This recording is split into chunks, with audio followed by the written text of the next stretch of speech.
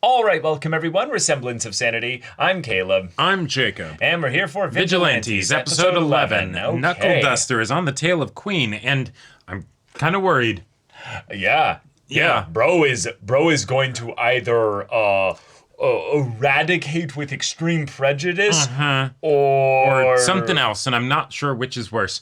This is rather personal, and it's been personal the entire time, apparently, to the point that he is totally okay using our main two characters as bait in order to get the job done. And then, by extension, any other civilians or what have you. Right. But yeah, we now know really why he's been so paranoid about this drug, why he's been on the trail of it, where his whole motivation comes from, but we don't know his connection to Queen other than what's on the surface here. Right. Is there more to it? Right. Where does this lead, basically? Where does this lead back to? And I'm really excited about that because Knuckle Duster has been a very, very compelling, mysterious character thus far. Yes. And now seeing him in the scarier sides of his vigilantism is yeah, let's see just how bad the whole vigilante thing can go. Yeah. So right. Yeah, y'all, without further ado, let's get into this. The day of. Oh,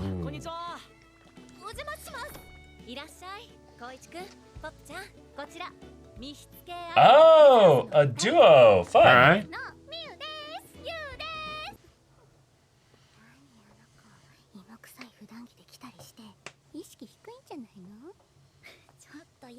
We mean girlsing already.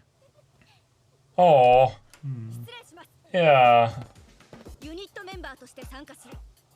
A dance squad, okay. Not necessary. In a heart. Fantastic. Oh. I love these people. Oh, yeah. Yeah. Let's go. The Mad Hatters. Oh my god, so many different personalities.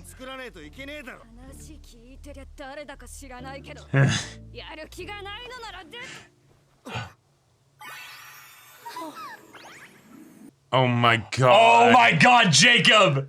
Do you feel seen? What are you saying, Caleb? Just instant shipping between side characters. Well, okay, fair. All right. This is amazing. Yes. And Holy shit. Nice.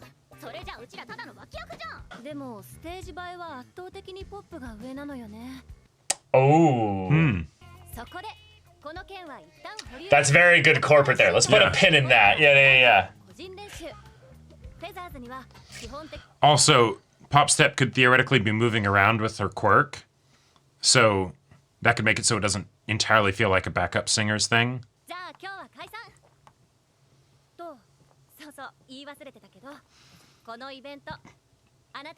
All 11 of you.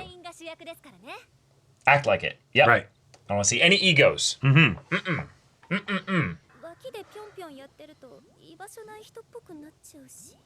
Right. So you'll need to figure out a way To incorporate that. to kind of unify everything there.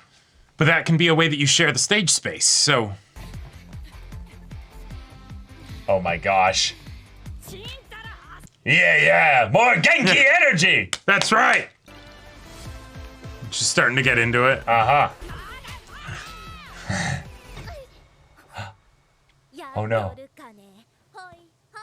Oh no. Oh no, did someone twist their Someone got ankle? injured, yeah. Can you go now? No, I need to sleep. Get out. No. No!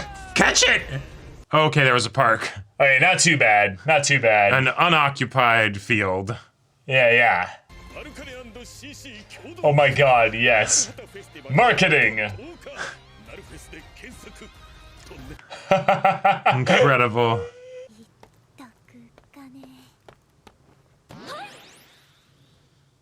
Awesome. Yeah, she's confident now. Yeah. Let's go. But it'll still... Oh, she should be able to.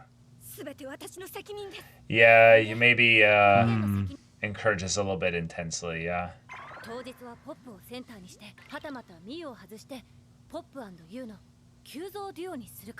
Sure.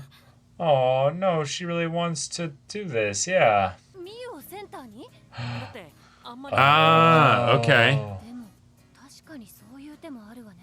Although, how do you make it visually work?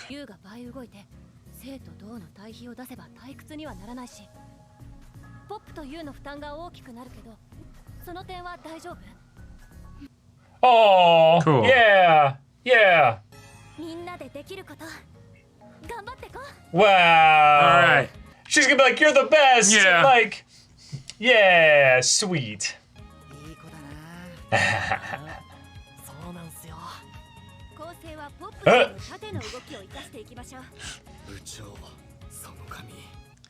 Talking about completely different people.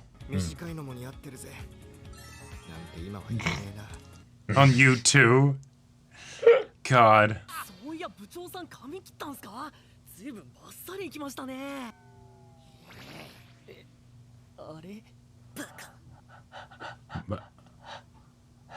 Because it wasn't from, you know, somebody that she likes or what have you, so he didn't get to affirm it, and now it's gonna look bad if he does it. Like he's trying to make her feel better.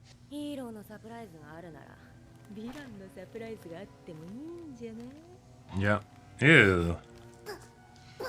Oh, the kid. Uh-huh.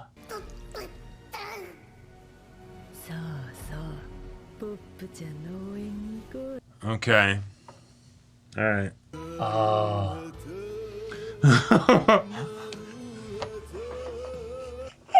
Dude needs to be singing karaoke in a Yakuza game. Yes. Incredible.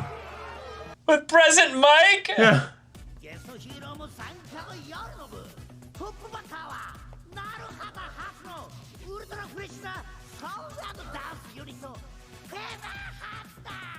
Fun. They're all Right. like combining all aspects of their looks. You got this. No stage fright. It's okay. It's okay. Oh. Oh.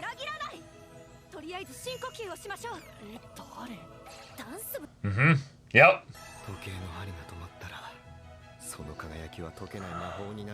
Wait, like a 24-hour Cinderella?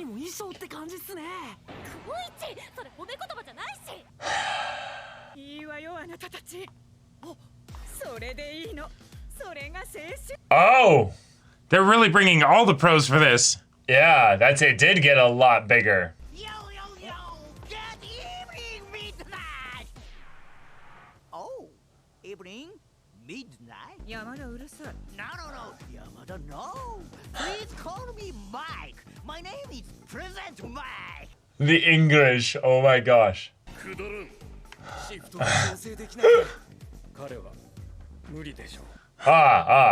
Yes. はいはい行きますってちゃんと向かってます切りますよ時間の無駄なのでいっそどこかその辺にヴィランでも出てくれればサボりの口実になるんだろうな Oh, thank God.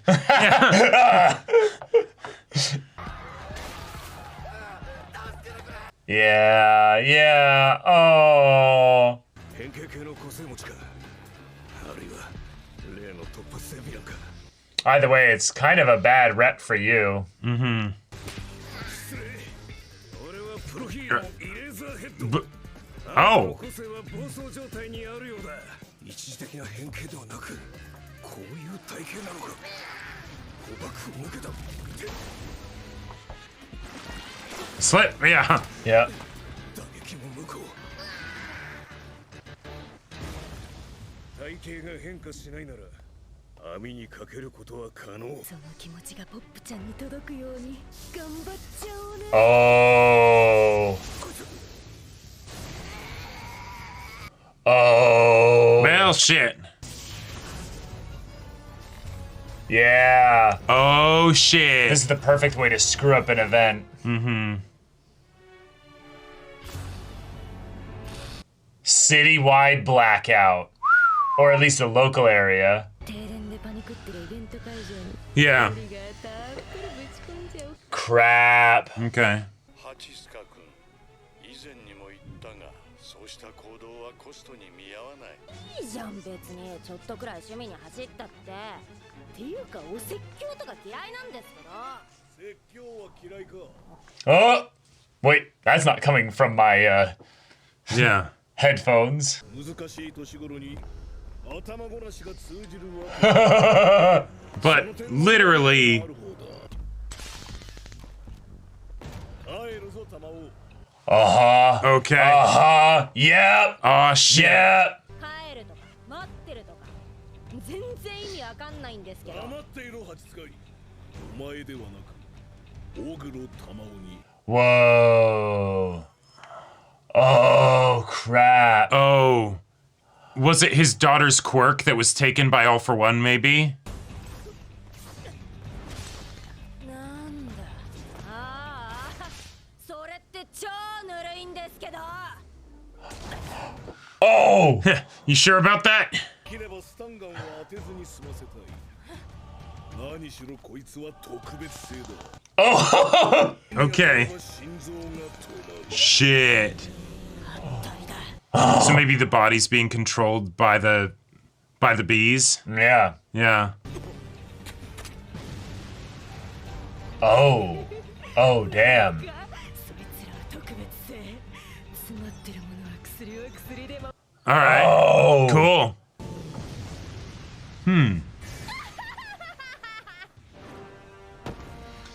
You know, the thing that does the most damage on bombs is the shrapnel, not the explosion. 爆弾というのは最初の一発のみ Just jumping. What? Yeah, because if the body's being puppeted by a whole bunch of bees, Yeah, then... yeah. Whoa, whoa, whoa, Oh, whoa. shit! All right. Keeping the hands in the Oh pockets my even while God. running. Oh. That Awesome. shot was That- sick. I love it. That is felt his like such daughter. a fast episode. Yeah, yeah. Oh. Okay. All right, it's all come to a head. Mm-hmm. It is his daughter's body, but Right. she is not the bee user. Mm-hmm. Oh, Now, crap. That could make it funky yes. going after her, because if that's just the host, Which we're not 100% we're not sure because- how that whole thing works. Right, But at the because very he- least, yeah. there was no recollection or recognition Right. from her. Yeah, now she did say old man. That could be what she calls her dad. Right, But right now, Mm-hmm. at its bare minimum, this is not from his perspective his daughter here. Right. Because obviously Queen all that's not Yep. his daughter's name. Tamo is her name. right. The whole thing of her that's calling probably the- not even her quirk. Unless their family is quirkless in general, like that could just be a thing. Sure. You know, because unless it's, you know. Yeah, and there's All for One connection, so there could be shenanigans there. Yes, exactly. So there's a whole bunch of things that could be up in the air, but the big part of this is that it's personal. He's getting his daughter back. He's Right. going to do whatever it takes. Yep. And he is maybe going to be a little bit extreme with it. Right. And that's terrifying Oh. because from his perspective, the bees have so completely taken over her Right. from the bee user, whoever that is. Yeah, because Because that is the situation that it is. Because Where if it's somebody else, if there's another person that's using the bees that's just puppeting her, yeah, why is disabling all the for- body won't necessarily stop the Well, situation. well, no, it could force the bees to leave. But the thing Sure. that I would think would be a little bit odd here is that if we're in a situation where there's a bee user, why is All for One talking to her? Right. Exactly. So, and maybe it's a situation where, like, I don't know, if The bees are the person. the bees are the person, like, you Yeah. have sort of a twice situation where, like, you know, the quirk just makes weird things happen with regards to the Well, quirks physical are tied- identity of the person. And what we've learned in more recent MHA stuff, quirks are tied to the essence of like the soul in the person. So like there Right. is something there that we could get into. But for now, it's a really terrifying horror situation in that, in the simplest of terms, to boil things down to where we understand things from Knuckle Duster's perspective. He came home one day, and his wife and daughter were completely gone, basically. Yeah. His wife was traumatized, brutalized. Daughter seems to be literally hollowed out and puppeted by a cloud of bees. Yep. That's horror movie shit. Yep. Like that's something that would make anyone go crazy. That'll put a chip on your shoulder. Oh, at the least. And so the idea that he's like, "Oh, I'll shut your body down." Yeah. Yeah, absolutely. Because I mean, that's better. That's the situation his wife is in. Right. Where we've got crazy high superhero medical technology. If we get you to a way. If we get you to a vegetative state, we can work from there. Yeah. Yeah. But right now, even though his wife was verbal. And well, right. But right now, with how this looks, like she'll eventually end up dead or hollowed out or completely just. Right. Well, and the whole situation with the friend in the alley that had the bees and everything, that even though we don't know exactly how that worked, that gives additional context / weight stakes to the situation for us, the audience, even though Knuckle Duster wasn't there, he didn't see that, right? Yeah. So cool. Oh. Okay. Okay. That was a very fun place to end the episode. One of the things I was kind of curious about, since they were clearly setting up the performance on the building as like, you know, season finale type stuff, is okay. We still have a lot more episodes left in the season, so how do we deal with that being the finale while, you know, all the things that will lead up to it and everything. Right. But cool. We focused on a lot of stuff of just the back end mechanics of production and making an event like that work. That was really fun to see. I liked the whole idea of, all these egos, how do we corral them? But then also, oh, hey, someone gets injured. Okay, we have to still keep the performance happening. What are our options? No, let's have them still perform. And then, Pop Step, you know, being like, hey, make them the centerpiece. That way they don't have to move around very much. Awesome. And if they're a better singer, then I'll take the ego hit and be like, this is important. And I think that's what's really kind of important about this stuff here, is that Pop Step has not really been given as much focus from a character perspective. And this is an opportunity for her to build confidence in herself as a performer. Right. In that if she works with other people in this way, then she'll end up in a situation where she could end up seeing pro heroes just casually walk in and be like, "Sup, y'all? I'm Midnight." Or, "Hey, I'm Present Mike." And it's like, holy shit. Yeah. Like, you guys are big deals. Like, maybe not as big of a deal as they are 5 years later in MHA. Sure. But they're still pretty big. Present Mike's whole Present Mike thing might be a recent development, and Midnight's giving him some shade about it. I did like the Midnight being like, "I'm still used to calling you by your regular name." Yeah. "Oh, you've debuted in this." Like, new branding or new whatever. Brand, yeah. Okay, sure, whatever, buddy. Yeah. Like, where's your actual pro hero, buddy? who has basically his name as the pro hero thing, which is kind of fun because in a lot of ways, given their history with Kurogiri and everything like that, the having your name as your pro hero thing being more of an Aizawa thing. And now he's like, "No, I'm actually now Present Mike. That's that's who I am, baby. And I got my English that I use and stuff as well." It's like, that's sure, Jan, that's kind of wild. That's kind of wild that there's heroes of that scale at this event, because like Captain Celebrity, I get that he's kind of desperate and needs the popularity and the goodwill and all that stuff, right? So he does the small scale event, and maybe because he's there, it boosts it enough. No, it's where then Midnight and Present Mike show up. It's entirely that, and this feels in a lot of ways like a really good commentary on this hero society in general. Is that once Captain Celebrity gets brought into it, this guy who's just really popular but is actually like pretty hollow and shallow. All the other heroes then make it it's bad for my brand if I'm not there. Sure. So then they're showing up not even necessarily because it's helpful for the city. Right. But they're showing up because it's good for their image. And Aizawa's the one that's like, this is kind of bullshit. If you actually care about the local environment, just set up a way to send donations. Right. And now, he's right. This will definitely bring more pizzazz people than just a donation page. Right. But maybe he's right in that you should have that in addition to this thing there. Whereas actually what this is going to do is just bring a bunch of money more customers to a mall. Yeah, exactly. Like not really helpful in that regard. Now, who's to say? Who's to say? is but it definitely gives that vibe of the, oh, we got a big name content creator to, be at this event. Okay, cool. Now people are interested in, Yeah.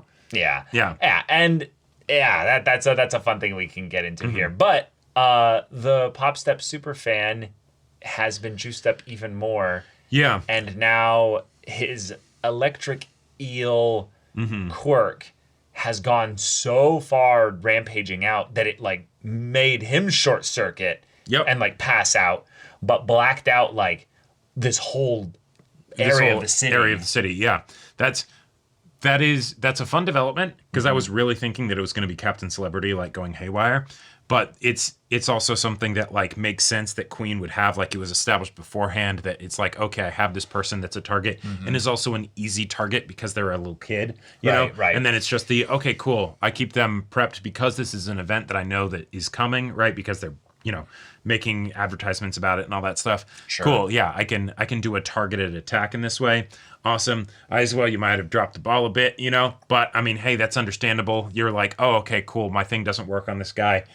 All right, you turn it off and then, shit, he used his, okay, I guess he does have a thing that I could suppress, but. Potentially, yeah. Yeah, but I like the consequence of that. As a result of that, while it did black out the city, now they have someone that they can actually take and examine and see what this whole, trigger thing is. Yeah, and that All For One is pissed about that. All For One really doesn't want this becoming a bigger thing.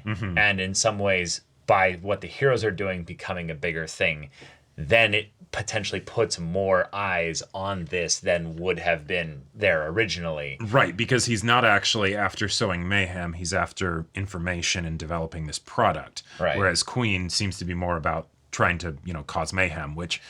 which I'm now curious about, because if we're characterizing Queen in this way, that's a very interesting thing, because we are then drawing a distinction between what makes Queen Queen and then this is not Tomo. This is not Tamao. This is not his daughter. This is not Knucklebuster's kid.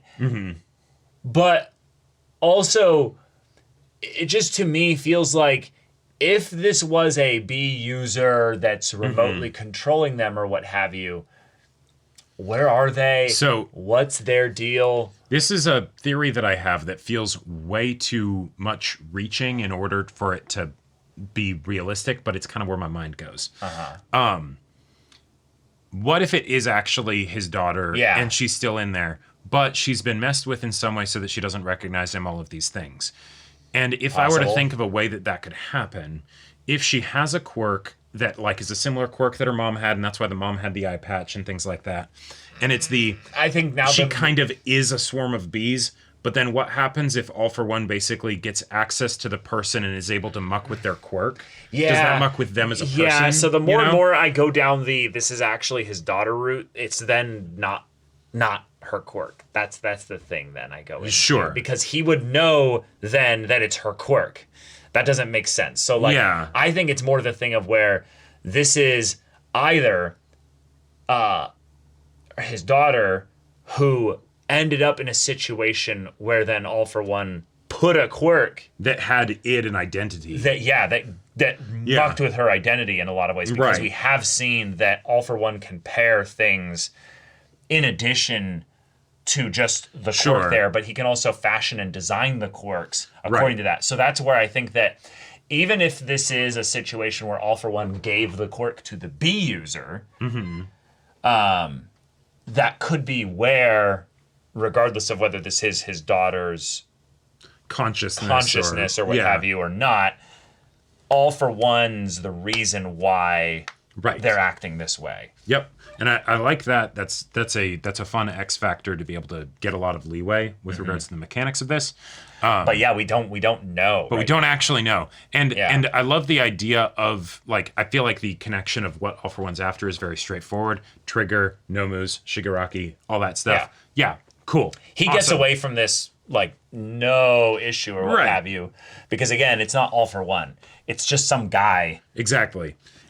Over the... Hence why, especially when a bunch of pro heroes start to operate in the area, he's like, what are you doing? Stop this, right? Because he wants to stay under the radar. Well, he has no threat in that regard. I think it's, again, still a thing of where it's he's not worried about his identity coming out. He's worried about this process slowing down. And he's like, can you not like ruin all my work that I'm putting into you here? You're an investment for the long term here. Yeah. No, I've given you nothing that can lead you back to me. Right. It's the, I am ancient and immortal and what have you, so I'm obviously patient, but I'm not looking forward to having to redo all this work for the next few years if you fail. Yeah, given that I'm immortal and patient and all that stuff, that also means that I'm not going to want unnecessary risk. Because it's the, don't rock the boat as far as, the progress and the timeline of things, because I'm looking for things over the, the long haul, right? So if the process I'm setting up is slow, if it gets jeopardized, that is potentially a decent amount of time that's now down the drain and I have to restart somewhere else. Yeah. I'm loving, though, the dark, terrifying visage of Knuckle Duster charging after the teenage girl, being like, oh, I'll just punch you. Right. I don't want to hit you with the stun gun. Right. That's the one that I'm actually more concerned about. Is not that. That's my ace in the hole in case I need it. Right. But all I really need to do is touch you a little bit and you'll lose limb control. Right. That was such a moment of, oh, no. The limits on this are for your protection, not for mine. Yeah. Like, I am not doing this thinking I'm going to, like, save my little girl or what have you. No, I'm going to immobilize you. I know that. And if I break some bones along the way, that's what hospitals are for. Yeah, if I stop her heart, that's Come fine. here, daddy's ready to, like, save you. And it's like, But oh my God. I will fry every bee in your body. Which, from that standpoint, yes, the taser is the perfect way to go about this, because, how else do you actually, target something like a swarm of bees, especially when they can be inside a person, right? Like, you need something like that. You give them a reason to basically abandon the body. Yeah, exactly. Unless you go into some kind of chemical warfare stuff, right? Well, that could be actually something that he hasn't revealed yet, is that he's got something in his pocket, and he's really actually like, once I've immobilized you, then I'm going to do something that's really, I'm going to do really some fumigation, Right, but that's the kind of thing that could literally poison her. Sure. And so he's so desperate, and he's so crazed from this whole event going on. My daughter is gone. If I get her back in a damaged state, I'm already guessing that would be a win regardless. And I don't think I'll even necessarily be able to get that because of the situation that she's in. So if that's something where she's in a damaged state because of the enemy or because of me, it's kind of all the same.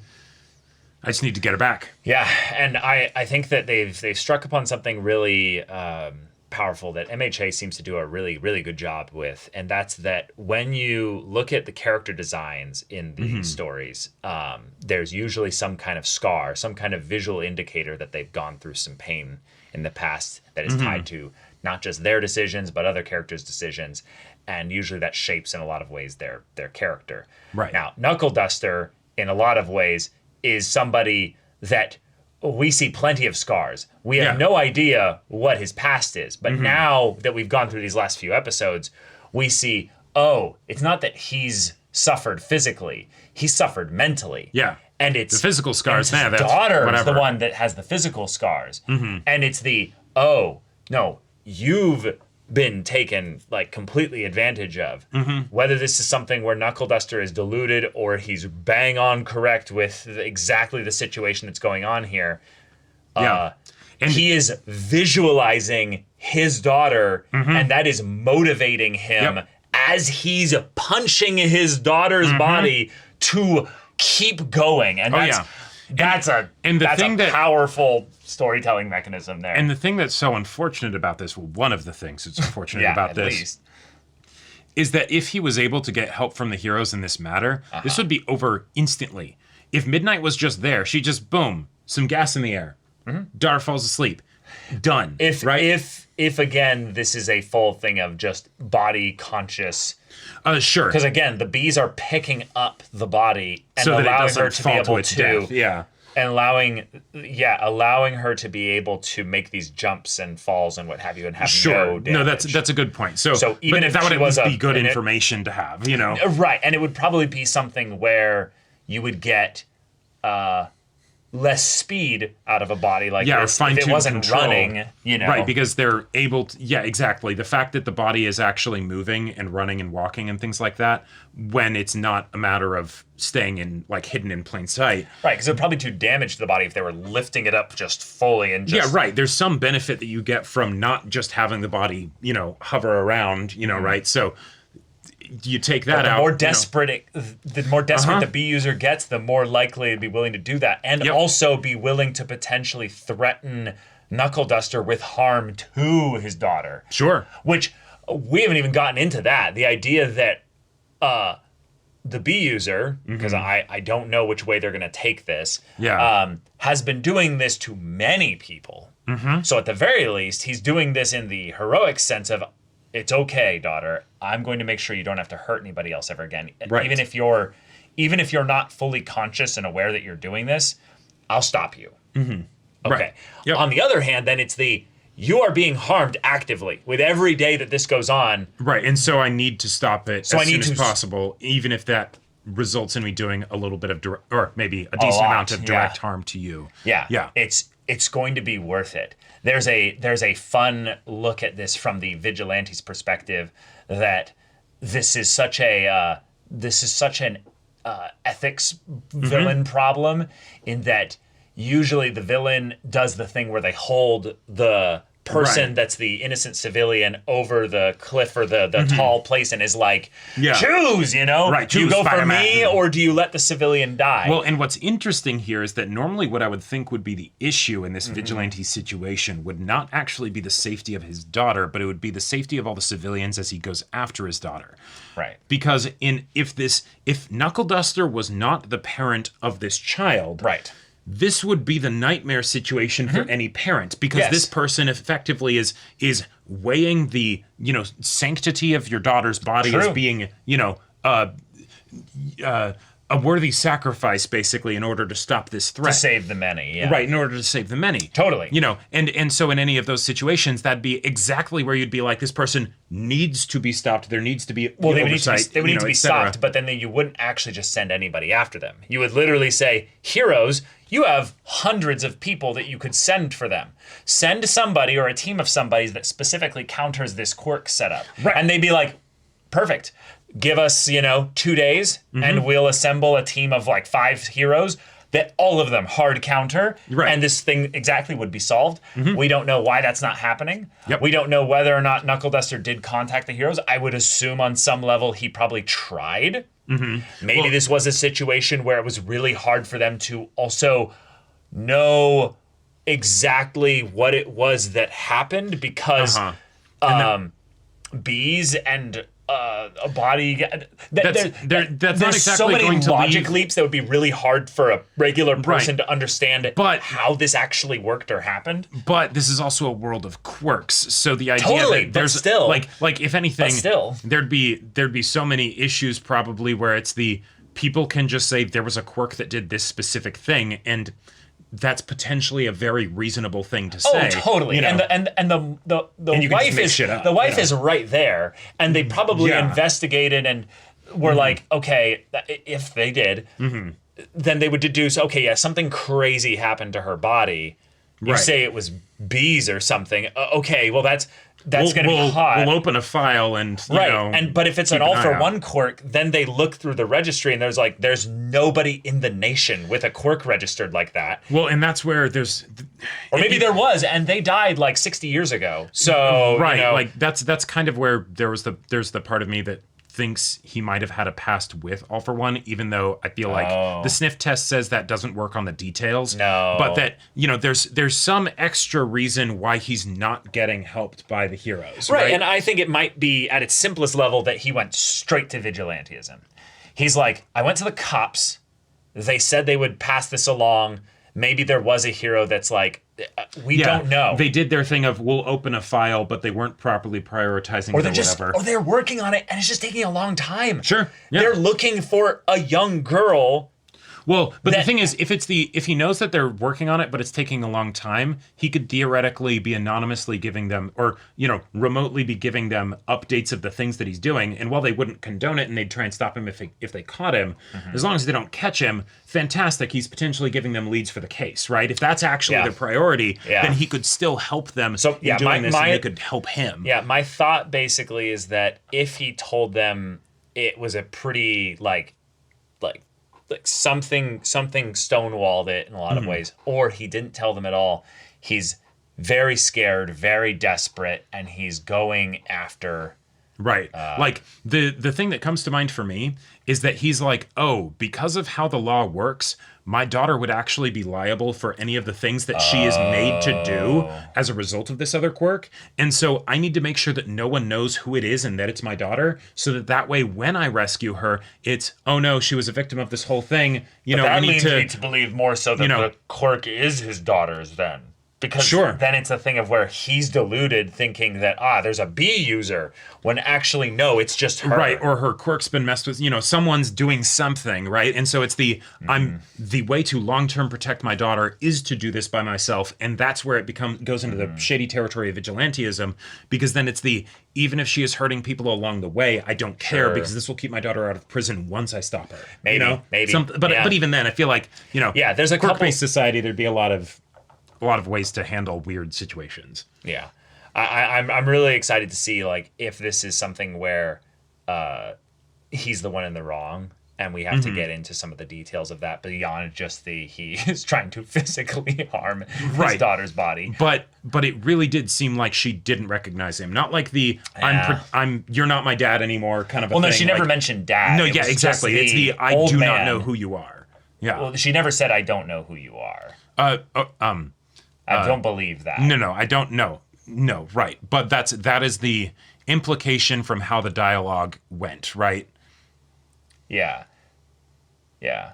You're going home. What are you talking about? What are you talking about? Yeah. I have no clue what you mean. Yeah.